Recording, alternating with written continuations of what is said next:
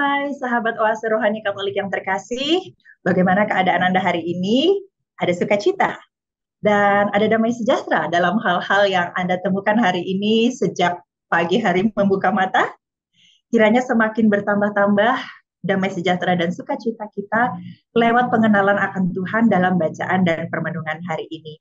Karenanya, selamat bergabung kembali di Oase Rohani Katolik, sebuah dialog iman Katolik berdasarkan bacaan liturgi harian. Bersama saya Magdalena Pinky Beran dan kali ini bersama Romo Agustinus Setio Wibowo SC. Kita sangat berterima kasih dengan Romo Setio sudah bersedia hadir pada kesempatan kali ini untuk memberikan permenungan.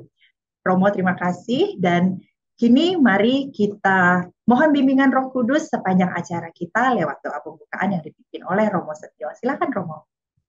Marilah Pinky dan para pemirsa kita buka dengan doa dalam nama Bapa dan Putra dan Roh Kudus. Amin.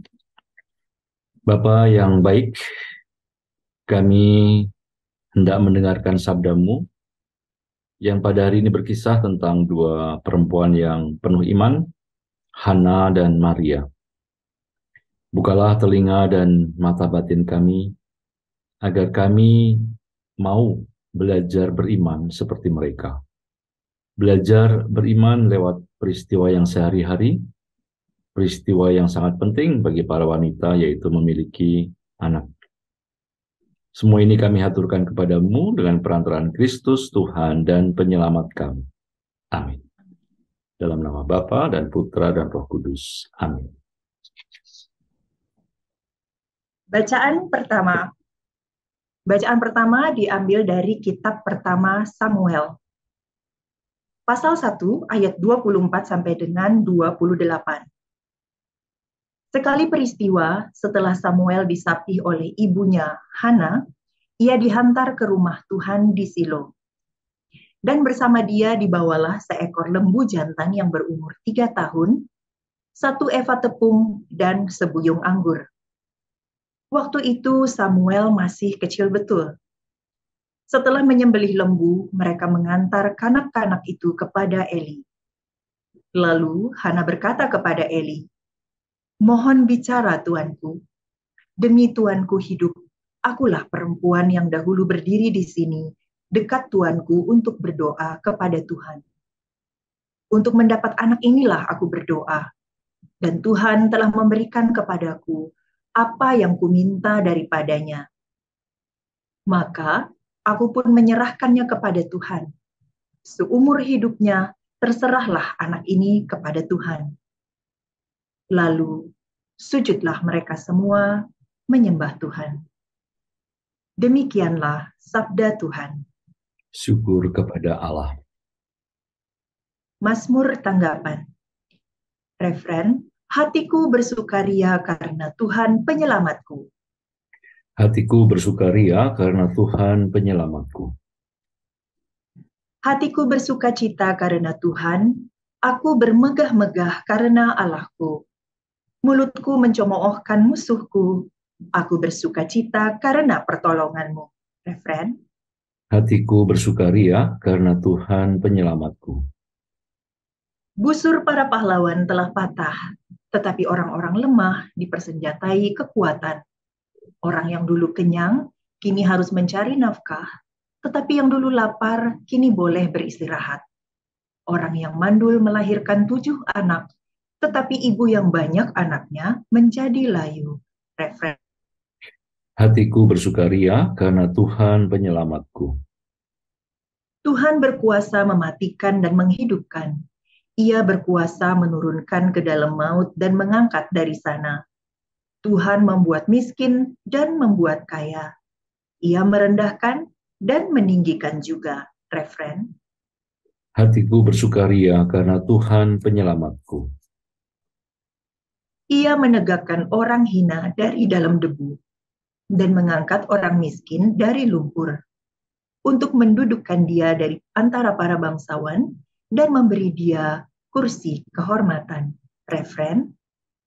Hatiku bersukaria karena Tuhan penyelamatku.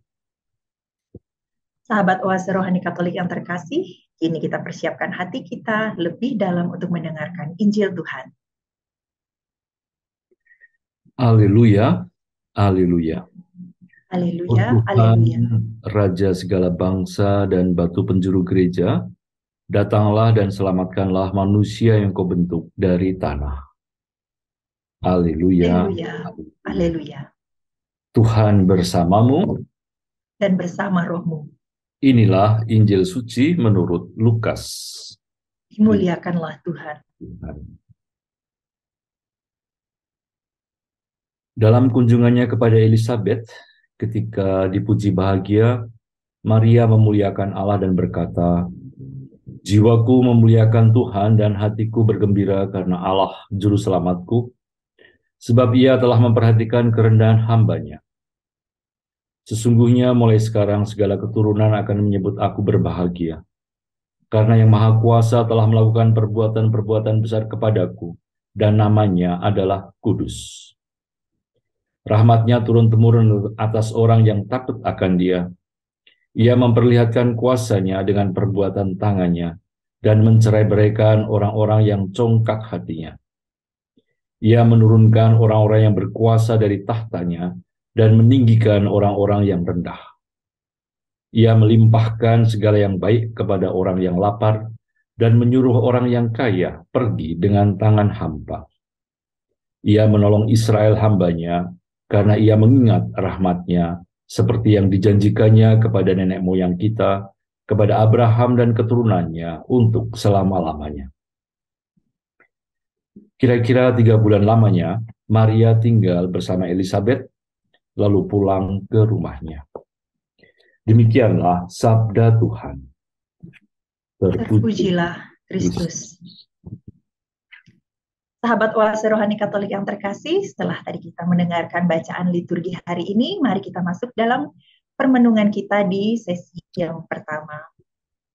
Romo Setio dalam bacaan pertama disebutkan bagaimana doa dikabulkan oleh Tuhan. Dan untuk itu Hana menyerahkan Samuel, anaknya, kepada Tuhan sebagai bagian dari janjinya kepada Tuhan jika doanya terkabulkan. Nah, apakah bacaan ini memang secara khusus menyampaikan pesan tentang pengabulan doa, atau ada makna lain yang bisa kita gali lebih jauh, Romo? Silakan. Bacaan tentang Hana ini, kalau saya merenungkannya ya, tentu bisa dikatakan tadi soal pengabulan doa, tetapi saya lebih tertarik untuk melihat bagaimana kesetiaan Hana kepada janjinya kepada Allah. Karena kan sejak awal kan dia berjanji kalau misalnya mendapatkan anak, dia kan susah. Dia susah mendapatkan anak ya, sampai dia dihina oleh istri kedua dari Elkana ya. Nah, dia berjanji kalau nanti ada anak akan dia serahkan sepenuhnya kepada Tuhan ya, bikuil di rumah Tuhan di Silo. Nah, menurut saya ayat yang menarik untuk kita perhatikan itu ada di ayat 27-28 ya. Di situ tertulis ya, "Untuk mendapatkan anak ini aku berdoa, aku meminta ya, dan Tuhan telah memberikan kepadaku apa yang kuminta daripadanya, maka aku pun menyerahkannya kepada Tuhan. Seumur hidupnya terserahlah anak ini kepada Tuhan." Ya, jadi kita ingat Hana meminta anak kepada Tuhan dan Tuhan memberinya. Maka lalu Hana mengembalikan kepada Tuhan apa yang dulu dia minta, dan selama anak ini hidup, maka anak ini dia kembalikan kepada Tuhan. Jadi saya lebih melihat bacaan pertama ini kita diajak untuk mencontoh sikap Hana, dan tentu yang didukung oleh Elkana suaminya juga ya. Kita diberi contoh sikap orang yang memegang kata-kata dan janjinya, dan tentu kita juga di bacaan Injil kita juga punya contoh tentang Maria ya, wanita yang sama yang juga memegang teguh kata-katanya. Hana adalah seorang wanita yang sadar bahwa anak adalah milik Tuhan. Bertahun-tahun dia tidak bisa memiliki anak, dan ketika Tuhan mengabulkannya ya, dia sungguh sadar bahwa ini adalah milik Tuhan. Dia bersikap lepas bebas terhadap anaknya, dan dia berani mempercayakan nasib masa depan dirinya sendiri maupun anaknya kepada Tuhan. Ini tentu sikap yang tampaknya sederhana, tetapi di zaman kita ini rasa-rasanya tidak mudah. Ya. Banyak dari kita cenderung menganggap anak itu aset ya. Anak itu sesuatu yang kita miliki. Jadi anak-anak kita didik, kita beri pengetahuan, kita beri kesehatan ya, segala macam. Tetapi ya sebetulnya semacam ada pikiran ya dalam otak kita, ya kan mereka nanti yang akan menjaga saya, mereka yang akan memelihara saya, mereka yang akan meneruskan harta, warisan ya, pekerjaan atau kekuasaan saya. Jadi alih-alih percaya pada Tuhan ya, orang tua itu menggantungkan masa depannya pada anak-anaknya. Jadi kadang-kadang ya orang tua itu seperti memprogram ya. Jadi punya anak itu kayak semacam punya project begitu ya. Sehingga anak-anak itu dianggap semacam hasil upaya manusia. Maka anak-anak ya kadang-kadang diperlakukan seperti raja atau ratu kecil ya. Tetapi sebetulnya mereka juga dibebani ya, anak-anak itu dibebani dengan harapan orang tuanya bahwa suatu saat mereka nanti harus mengurus orang tua. Nah, sikap terhadap anak ini di mana kita seolah-olah merasa memilikinya. Jadi anak itu seperti harta milik kita. Ini juga kadang-kadang mirip dengan sikap kita pada harta, pada kekuasaan, pada apapun gitu ya. Kita berpikir seolah-olah itu semua adalah milik kita sepenuhnya. Kita berpikir seolah-olah itu adalah hasil kerja keras kita sendiri. Itu adalah hasil usaha kita. Itu adalah milik kita. Jadi kayak kita itu entitled gitu ya. Ya sudah wajar ya, harusnya begini atau begitu. Nah, Hannah menjadi contoh utama kita hari ini. Dia menunjukkan apa artinya menghormati Tuhan Allah sebagai Tuhan Allah. Hannah yakin semua berasal dari Allah dan dengan tegas semua dia kembalikan kepada Allah. Harta paling berharga bagi seorang wanita adalah anaknya dan dia serahkan kembali harta itu kepada Tuhan. Ini mengingatkan contoh hidup tokoh iman yang besar lainnya yaitu Abraham ya, yang ketika diminta mengorbankan anaknya Iskak ya kepada Tuhan, lalu Abraham melakukannya. Jadi kisah Hannah ini sebetulnya hendak mengatakan sesuatu yang kita semua sudah tahu, bahwa semua yang kita miliki ini sebenarnya berasal dari Tuhan, sehingga sudah sewajarnya semuanya juga kita kembalikan kepada Tuhan. Kita semua sudah tahu, tetapi mungkin kita kurang menyadarinya ya, kurang merenungkannya. Ini saya sebut sebagai semacam sebagai orang beriman ya, kita itu menerapkan sudut pandang penciptaan. Jadi kita itu sungguh yakin bahwa eksistensi kita, keberadaan kita, ini adalah ciptaan Tuhan. Sehingga segala ciptaan lainnya yang ditempelkan kepada kita, yaitu juga kita kembalikan kepada Tuhan. Dan ini tidak mudah ya mengambil sudut pandang penciptaan ini. Mari kita sekarang ambil dari sudut pandang anak. Kalau tadi kan kita ngomong dari sudut pandang ibu ya, Hannah terhadap anaknya ya, atau orang tua terhadap anaknya yang kadang-kadang bersikap memiliki. Nah, kadang-kadang kita juga mendengarkan apa ya kayak omongan dari anak-anak ya. Jadi saya pernah mendapatkan pertanyaan di kelas ya dari salah satu mahasiswa saya yang bertanya begini, Romo, saya ini kan lahir di dunia kan bukan permintaan saya. Ya, saya tidak pernah ditanyai juga apakah saya setuju apa enggak untuk lahir. Dari jutaan sperma hanya ada satu yang berhasil membuai telur lalu jadilah saya. Jadi satu, saya nggak pernah ditanya setuju apa enggak ya untuk lahir. Terus kedua, saya ini ya muncul hanya kebetulan saja. Jadi ngapain saya harus serius-serius amat dalam hidup ini? Bukankah semua yang ada ini tanpa alasan? Saya membaca jangan-jangan ini efek dari anak yang stres ya, karena dia dijadikan proyeknya orang tua. Jadi kadang-kadang kan Kalau keluarga-keluarga yang sekarang ini kan kebanyakan kecil-kecil ya, anaknya sedikit-sedikit ya. Dan anak-anak ini kan mereka tahu mereka menjadi harapan dari orang tuanya ya. Kayak ada beban-beban tertentu begitu ya. Dan anak ini lalu protes sebetulnya ya. Protes, merasa tidak pernah ditanya pendapatnya ya. Kok sekarang saya harus begini begitu ya. Dan di banyak kasus sekarang ini kan anak-anak yang stres ini ya, lalu kan apa ya kayak rentan ya secara psikologis, lalu banyak yang dengan gampang omong mau bunuh diri begitu ya. Ini sangat apa? Sangat menggejala sekarang ini ya. Nah, anak-anak ini tentu mengadopsi sudut pandang yang mungkin mereka dengar atau mereka pelajari ya tentang sains ya, yang mengatakan bahwa alam semesta ini ya baru muncul 15 miliar tahun yang lalu ya, ketika sebuah materi yang super padat meledak begitu ya, namanya Big Bang ya. Lalu bumi ini muncul kurang lebih 4-5 miliar tahun yang lalu ya. Dan bumi ini hanya setitik debu kosmik di sekitar miliaran galaksi yang ada begitu. Dan lalu lewat evolusi entah bagaimana muncullah makhluk manusia ya. Jadi semua yang ada ini tidak ada planning, tidak ada rencana, tidak ada Tuhan di balik itu semua ya.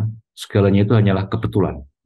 Ya, dan inilah yang lalu semacam dianggap sebagai kebenaran ya. Jadi itu lalu kemudian membantu anak-anak muda ini untuk mencari argumen ya, untuk mengatakan, untuk menolak proyek dari orang tuanya ya, menolak lalu mengatakan ya saya ini kan hanya muncul kebetulan saja, tidak ada sebab dan tidak ada alasan dan juga tidak ada tujuannya.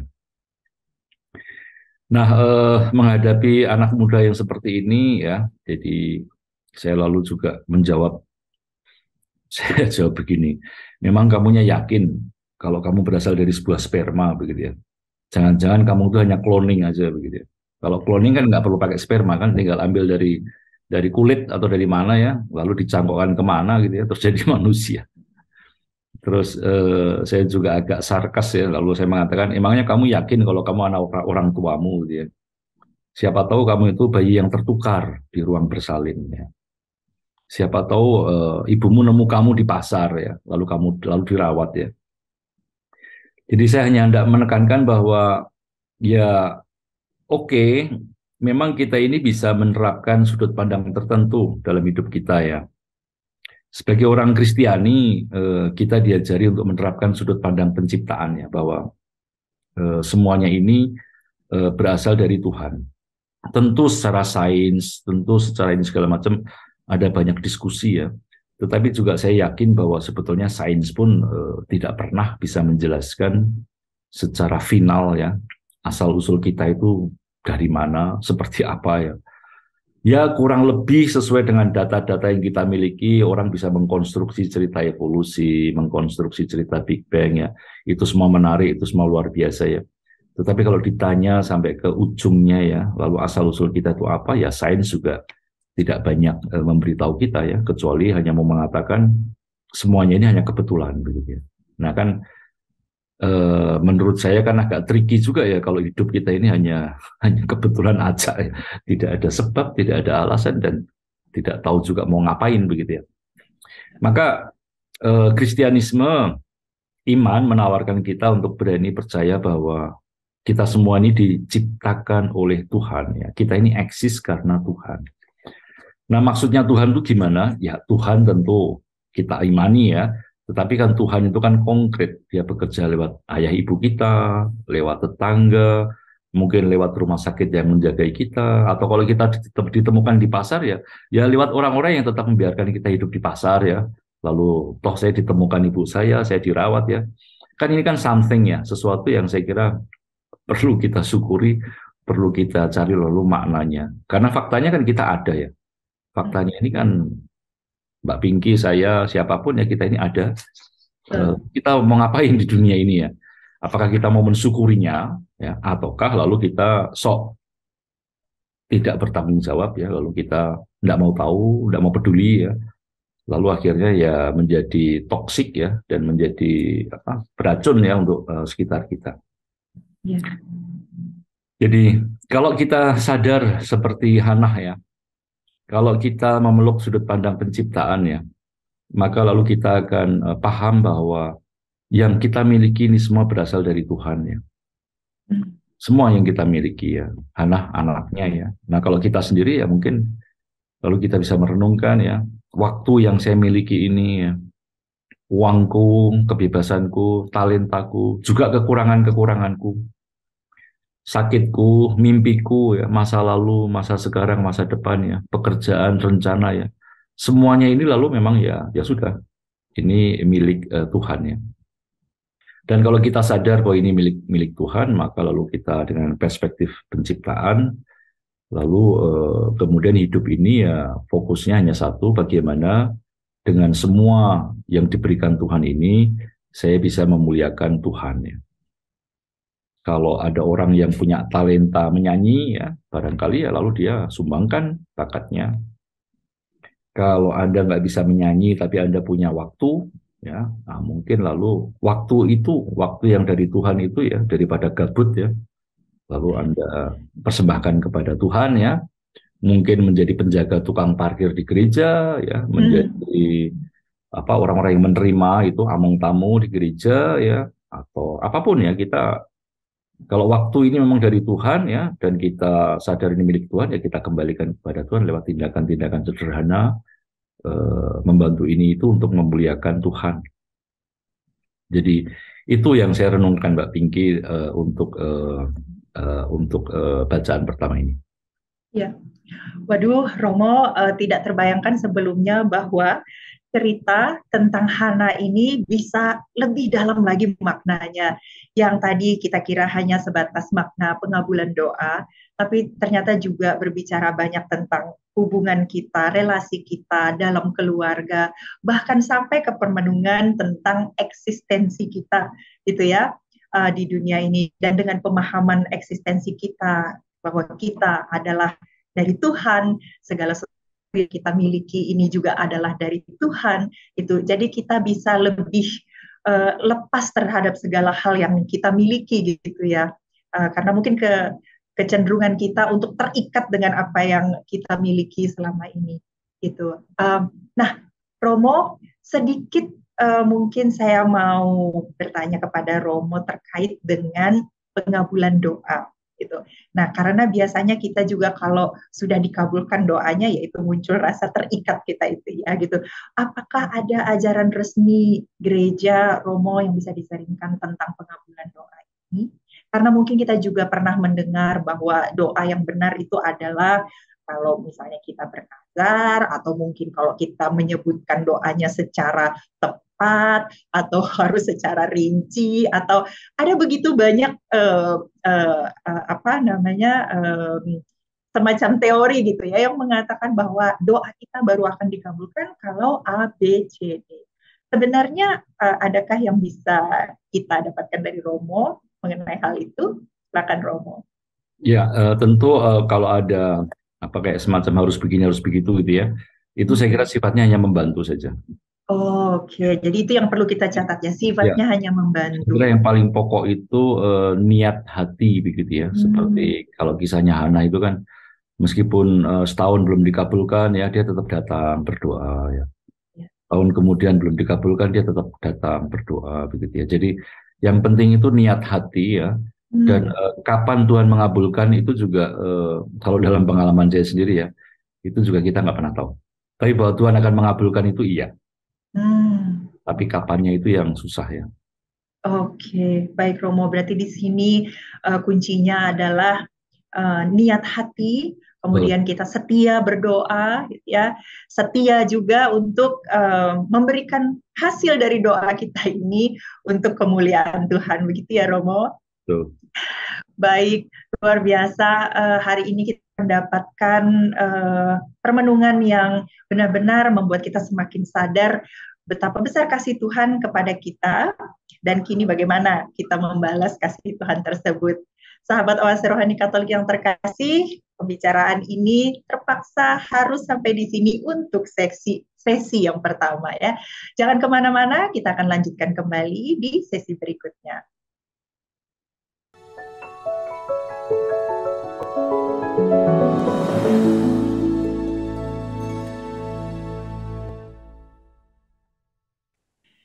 Sobat Oase Rohani Katolik yang terkasih, terima kasih Anda masih bersama Romo Agustinus Setio Wibowo SJ dan saya Magdalena Pinky Beran dalam Oase Rohani Katolik edisi hari ini. Sebelum kita akan melanjutkan dengan sesi yang kedua, saya mau mengingatkan kembali agar Anda dapat mengirimkan berbagai masukan atau juga sharing iman lewat email orkkaj2021@gmail.com atau langsung ke nomor telepon 0881 0215 33438. Kami tunggu. Nah, sekarang mari kita masuk ke sesi yang kedua. Setelah tadi di sesi yang pertama kita berbicara tentang pengabulan doa, yang penting itu adalah kesetiaan dan juga niat hati kita, gitu ya. Nah, sekarang di sesi yang kedua ini, Romo Setio, di bacaan Injil hari ini, apakah makna iman lebih lanjut yang bisa kita gali dari sikap Maria? Silakan Romo. Ya, tadi saya sudah berbicara mengenai sudut pandang penciptaan ya, sebagai orang beriman ya. Kan seringkali kan orang-orang itu kan menolak Tuhan ya, tidak percaya pada Tuhan karena dianggapnya Tuhan itu kok terlalu manusiawi ya. Gambaran-gambaran kita tentang Tuhan itu terlalu manusiawi. Jadi Tuhan yang maha tahu, berarti dia kayak CCTV di mana-mana begitu ya. Dia bisa mengetahui semuanya. Tuhan maha kuasa, artinya dia bisa melakukan apapun ya, yang impossible bisa dilakukan ya. Jadi seperti gambaran dewa-dewi zaman dahulu yang perkasa dengan petirnya ya, bisa menaklukkan lautan, angin, badai ya. Dengan sekehendaknya bisa menyelesaikan semua problem manusia, bisa memenuhi semua keinginan manusia ya. Nah, jadi kadang-kadang orang tidak percaya pada Tuhan karena gambaran-gambaran yang terlalu sesuai dengan harapan-harapan kita. Dengan Kidung Magnificat, Kidung Maria yang kita dengarkan hari ini ya, saya kira kita diajak untuk melihat bagaimana sih cara kerja Tuhan. Tuhan yang Maha Pencipta itu, bagaimana cara kerja Tuhan dalam memelihara kita sebagai penciptaannya. Tentu di kidung ini kita juga diajak Bunda Maria mengakui bahwa Tuhan memang Maha Besar, ya, bahwa Tuhan ini tahu segalanya, Tuhan ini sungguh-sungguh ilahi ya, Tuhan ini mengendalikan semua yang ada di dunia dan Dia yang Maha Kudus. Lalu manusia ini hanyalah hambanya, kita ini hanya alatnya ya. Dan kalau kita tunduk kepada Tuhan, kita membiarkan Tuhan berkarya lewat kita, lalu kita mendapatkan kebahagiaan. Nah, namun yang perlu dicatat, kalau kita membaca baik-baik Magnificat ini, kidung dari Bunda Maria ini, tampak gambaran Tuhan yang pencipta, yang diberikan Maria, ini justru Tuhan yang kayak membolak-balik cara pikir manusiawi kita. Ya.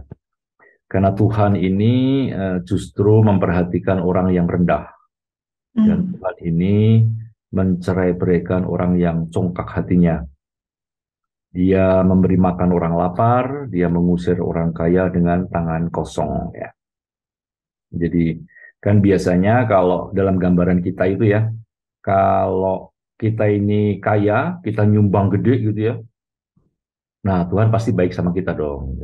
Ya. Nah, tapi kalau lu nggak punya duit, nggak pernah nyumbang, ya Tuhan juga nggak akan kasih apa-apa, begitu kan? Iya, perspektif manusia banget ya. Kan justru kebalik kan, di sini kan justru Tuhan itu malah akan kasih makan ke orang lapar, dan dia akan mengusir orang kaya, begitu kan? Iya. Lalu orang yang berkuasa, itu kan biasanya namanya juga orang yang berkuasa ya, dia bisa melakukan apapun ya, menginjak-injak orang yang lemah ya, seperti Sambo ya, yang membawa puluhan bawahannya terlibat dalam kasus hukum ya. Nah, namanya juga orang kuasa ya, mereka juga tidak peduli dengan orang yang rendah, yang tidak selevel sama mereka, begitu ya. Nah, ini justru Tuhan yang Maha Kuasa ini dalam gambaran Maria justru memperhatikan orang yang rendah. Ya. Dia justru memberi porsi besar perhatiannya kepada orang yang tidak dianggap. Lalu Tuhan yang Maha Tahu ini juga memperhatikan orang yang tak diperhatikan, orang yang rendah. Ya. Jadi gambaran kita tentang Tuhan Pencipta yang memelihara yang tersingkir, ya. memelihara mereka yang tidak diperhatikan ya. Maria akan memposisikan dirinya sebagai wanita yang hina dina ya, yang rendah ya. Ini tentu sangat mirip dengan apa yang diajarkan dan dilakukan Yesus ya. Ketika Yesus mengatakan yang pertama akan menjadi yang terakhir ya, yang terakhir akan yang menjadi pertama begitu ya. Yesus yang menerima pendosa ya, yang sudah divonis oleh masyarakat maupun oleh para ulama ya. Orang kusta, wanita pendosa ya, yang sudah jelas-jelas berdosa dan menurut masyarakat dan menurut ulama harusnya dirajam atau harusnya dibuang begitu ya. Tapi kan justru malah Yesus diterima. Khotbah Yesus di bukit juga menunjukkan pembalikan perspektif. Yesus mengatakan berbahagialah mereka yang miskin karena mereka akan memiliki kerajaan Allah. Berbahagialah mereka yang lapar dan haus, karena mereka akan dipuaskan. Berbahagialah mereka yang lembut hatinya, karena mereka yang memiliki dunia. Berbahagialah mereka yang dianiaya, karena mereka akan memiliki kerajaan surga. Jadi dari perspektif ini yang berbahagia itu bukan Elon Musk ya, Elon Musk yang barusan beli Twitter, lalu dia bisa memecat ribuan karyawannya ya dalam sekejap begitu ya. Apakah dengan ketegaran hati, ketegasan hati, dengan kekejamannya ini Elon Musk dengan menguasai Twitter akan mendapatkan dunia? Ya barangkali dia pikir begitu. Ya, barangkali banyak orang di dunia juga berpikir seperti itu. Ya. Tetapi cara kerja Tuhan nggak begitu. Ya. Cara kerja Tuhan itu yang memiliki dunia adalah orang yang lembut hatinya. Lebih ekstrem lagi, cara Tuhan memelihara keutuhan ciptaannya, alam semesta dengan kita di dalamnya ini, lebih tidak masuk akal lagi. Karena Tuhan yang Maha Kuasa itu bukan kok menjadi hakim yang berdiri dari kejauhan, mengadili semuanya, begitu ya. Kayak menjadi penonton ya, yang dengan senang melihat kelakuan manusia, lalu, kamu salah, masuk neraka sana, begitu ya. Enggak begitu. Justru caranya Tuhan kan menyelamatkan alam ciptaan ini kan dengan dia sendiri justru diadili, dihukum, dipersalahkan, dan dia menjadi korban dengan disalib. Ya. Jadi ini kan membolak-balik perspektif kita ya. Bagaimana mungkin Tuhan yang katanya Maha Kuasa kok malah menjadi korban dan disalib. Jadi lewat Tuhan sendiri kita tahu ya lewat Yesus ya, bahwa dengan menjadikan dirinya kecil, menjadikan dirinya korban tak bersalah, dia menyelamatkan manusia. Dan justru dengan merendahkan diri, dia lalu menjadi teman dan sahabat bagi kita semua yang selalu merasa tersingkir di dunia ini, sehingga penyelamatan lalu terjadi. Dan Maria sendiri, tadi kan saya agak jauh ya ke hidup Yesus ya. Maria sendiri sebetulnya kan lewat doanya ini ya, dia mengalami secara real pembolak-balikan perspektif ini. Tuhan memilih Maria bukan karena Maria orang kaya, ya.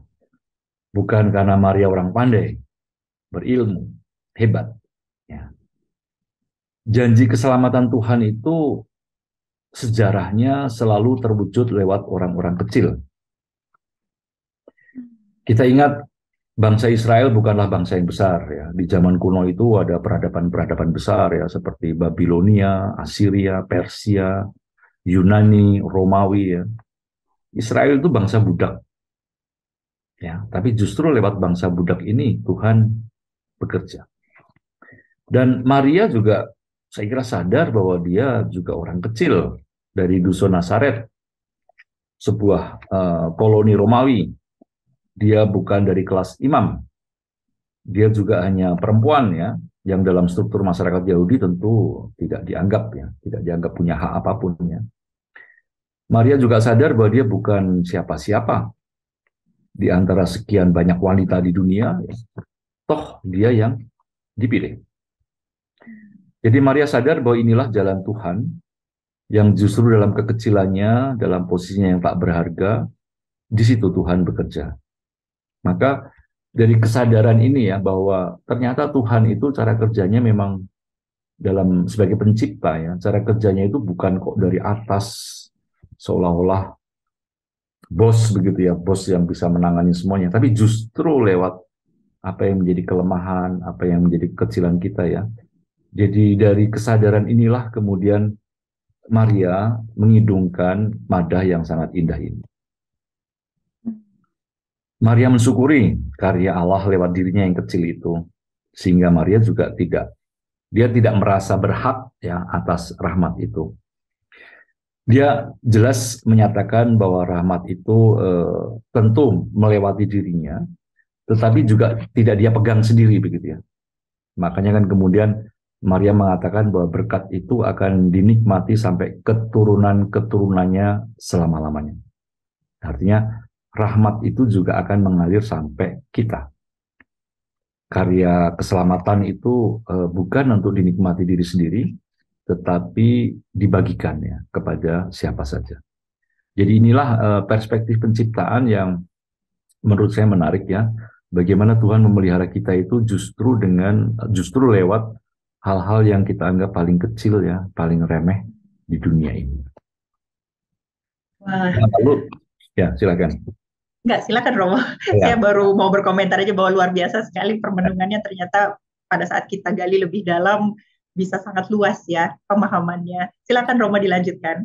Nah, lalu lebih konkret lagi yang juga kita baca di sini ya, rahmat Tuhan yang dirasakan Maria begitu besar ini ya, kayak semacam melampaui dirinya, melewati dirinya ini ya. Kemudian kan dia bagikan secara konkret lewat kunjungannya kepada Elizabeth, saudarinya. Ya. Dan dia tinggal 3 bulan di tempat itu. Itu luar biasa ya. Mengapa tidak cukup sebulan saja? Bukankah Maria juga sedang hamil? Ya. Bukankah dia juga harus hati-hati dengan kehamilannya? Ya. Saat ini kan kita banyak mendengar pasangan-pasangan muda yang makin susah mendapatkan anak ya. Macam-macam sebabnya begitu ya. Ya. Dan dari situ kita tahu bahwa ternyata kehamilan itu memang harus dipelihara dengan baik ya. Jadi mulai banyak kasus-kasus di mana untuk punya anak perempuan harus beristirahat, harus meninggalkan pekerjaannya, harus bed rest ya, supaya bisa bertumbuh dengan baik. Jadi kita tahu bagaimana Maria semacam kayak melupakan kepentingannya sendiri ya, melupakan kehamilannya sendiri ya, dan dia menempatkan kepentingan Elizabeth itu di atas dirinya. Dan saya kira Maria juga tahu karena Elizabeth kan mengandung dia sudah agak tua ya, sehingga mungkin penting ya bagi Maria bahwa Elizabeth dilayani. Jadi tindakan Bunda Maria ini yang mendatangi Elizabeth lalu membantu ya, merupakan wujud dari sifat tadi itu ya, bahwa rahmat itu yang kita terima itu harus kita sebarkan ya, kita tularkan ya, bukan untuk di-keep, bukan untuk dimiliki sendiri ya, tetapi untuk dibagikan. Dan tentu sikap Maria yang seperti ini juga kita lihat ketika Yesus besar ya. Maria pun tidak gondeli Yesus ya. Jadi dia tidak, kamu harus di rumah, kamu harus menunggui orang tua di rumah begitu. Enggak. Maria melepaskan Yesus ya, membiarkan Yesus dengan jalannya sendiri memuliakan Tuhan dalam karya-karya pelayanannya ya. Jadi Maria maupun Hana, kita belajar hari ini adalah figur-figur perempuan yang bisa menjadi contoh ya, komitmen kepada Tuhan, sangat percaya kepada visi penciptaan Tuhan ya, dan menjadikan dirinya sarana bagi kebaikan dunia, kebaikan sesama ya, atau yang kita sebut dengan kemuliaan Tuhan. Begitu, jadi kira-kira yang bisa saya sampaikan sebagai renungan ya. Kita sudah mendekati Natal ya. Dan kita merenungkan dua perempuan hebat ini yang sungguh hidup dalam imannya. Iya, Romo, ternyata sebuah kidung yang indah ini tidak hanya sebuah kidung indah, tapi ternyata tadi seperti Romo bilang menjelaskan cara kerja Tuhan saat kita memahaminya lewat perspektif dan permenungan yang lebih dalam. Ya, luar biasa. Dan dari situ kita semakin sadar bahwa apapun yang kita dapatkan itu adalah semata-mata karena kasih karunia Tuhan, bukan karena hebat dan kemampuan kita.